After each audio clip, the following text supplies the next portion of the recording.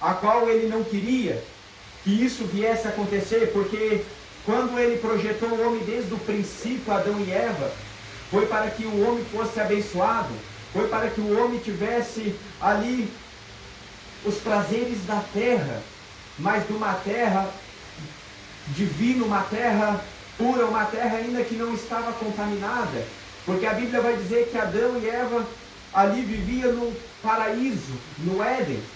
Mas então quando vem a corrupção, quando vem o enganador, essa serpente, chamado Diabo e Satanás, ele veio para trazer destruição.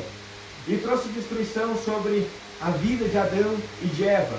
Mas pela grande misericórdia do Altíssimo, ele desceu, a Bíblia disse que quando Deus expulsou Adão e Eva do jardim, o Senhor fechou o jardim, colocou querubins e a espada flamejante para que guardassem o jardim. Mas assim como o projeto de Deus, ele não queria que fosse acabado, a Bíblia diz que o Senhor sacrificou ali um animal, um cordeiro, e fez desse cordeiro vestes, e os cobriu.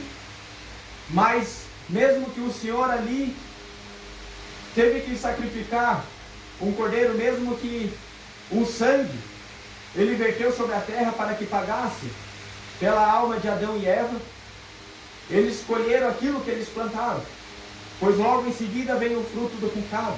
A Bíblia vai dizer que veio Abel e Caim.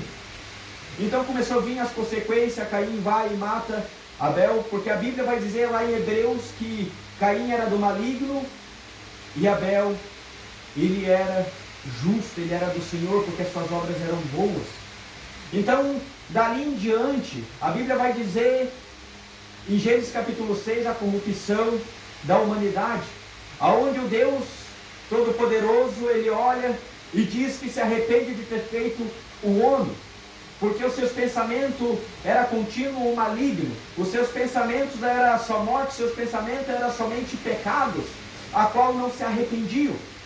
Então o Senhor ele destrói a terra com a água no dilúvio, mas salva Noé e a sua família, porque Noé era justo, ouviu a voz do Senhor. Então desde a antiguidade, os verdadeiros adoradores servos do Senhor, eles vêm lutando para conseguir sobreviver a uma terra sombria e cheia de treva, mas até chegar ao tempo antes do nascimento do Filho de Deus, a Bíblia vai dizer que ali reinava o império da morte. Ali Satanás estava grandemente reinando, destruindo, deixando alienado a obra do Senhor.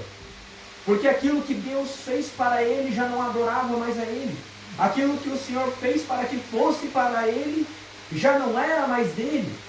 Então o Senhor, desde lá do céu, ele chama o seu filho amado e começa a falar com Jesus, que Jesus teria que cumprir uma missão.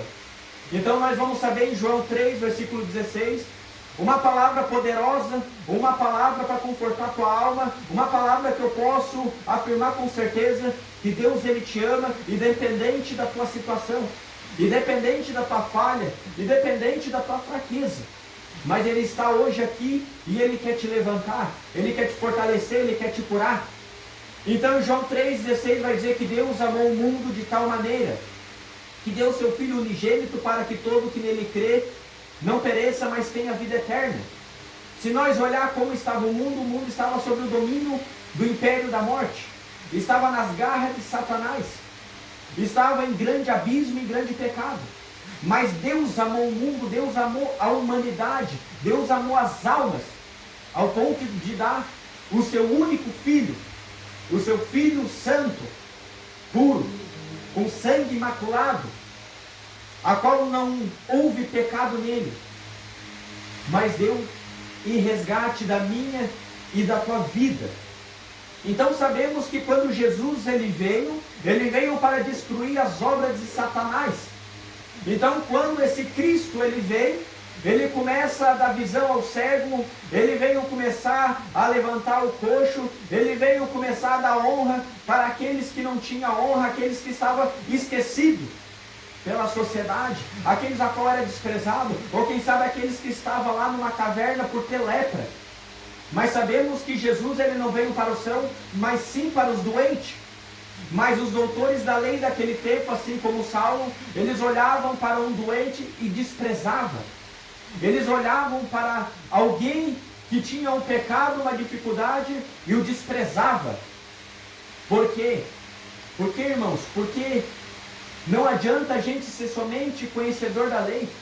Não adianta a gente ser Saulo, pegar as escrituras, não ter direcionamento pelo Espírito Santo de Deus e perseguir um cristão, perseguir a igreja e acabar matando os fiéis. Não é assim que o Senhor quer. O Senhor ele disse: quem comigo não ajunta, espalha, e quem